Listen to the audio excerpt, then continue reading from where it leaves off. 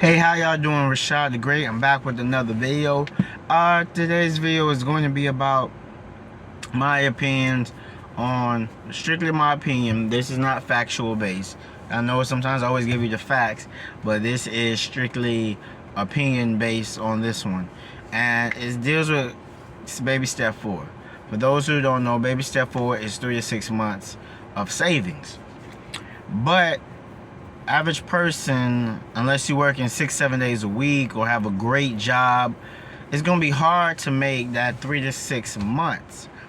And depending on if you got child support, if you got alimony, or if you're a single mom of 4 or 5, it's gonna be hard to get the 3 to 6 months of savings. But you should see what I believe in. Instead of just having money sitting, you should have money actively working for you. So what I mean by that is, basically, if you can afford to have don't wait for the emergency to happen, because that's the difference between emergency and savings. Emergency is basically for the things you did not see happen, like a medical or your tire blowout, or something out of the blue, something that doesn't happen. I don't believe bills are emergencies unless you don't have a savings, or unless you don't have a job. Bills are not emergencies. And what I mean by that is, you should be paying your bills ahead. You should pay some bills ahead. I don't care if it's your lights. Pay that 3 months ahead if you can. Usually lights, water, phone bill, usually that's the smallest bills we have.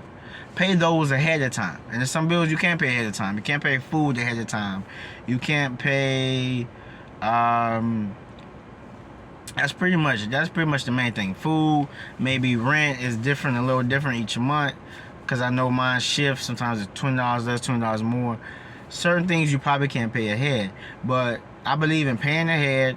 Don't just letting your money just sit in the bank. Pay ahead if you can, and let your savings be for actual medical bills.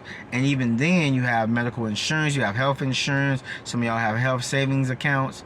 So what I'm basically trying to say in this thing is, having 3 to 6 months emergency fund just sitting there, it's gonna be hard to get that. Cause even for a single man like myself, a person with no kids, not married, if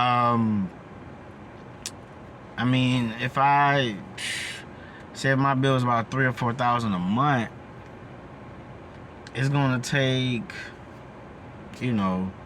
twice that, most of the year, to save $6,000. If I'm doing the math right now, if I got all my bills paid, all my situation paid, and I'm trying to save up for 6 months, that's gonna take at least 6 months. So I'm not saying it's impossible, and 3 to 6 months is a great idea, but try to pay your bills ahead. That's what I will focus on. So I call it the Baby Step 3 Remix. I will focus on paying my bills ahead of time, instead of just letting that money sit. And use my emergency fund for real emergencies, like medical. Like I said, I was sick for the past 2 weeks. That's why I couldn't give you all the videos. And that is something that is out the blue. You don't know whenever you're going to get sick. You don't know when you're going to get hurt. You never know when you're going to get injured. So for real life emergencies, life extenuating circumstances, then that's when I believe that's what emergency fund should be used for. But if you know that something is going to come up every month, rent, lights, that's not emergency. It's scheduled. That's the difference. It's scheduled. Emergencies to me is out the blue, non-scheduled things that happen in life. So hopefully I can help you out.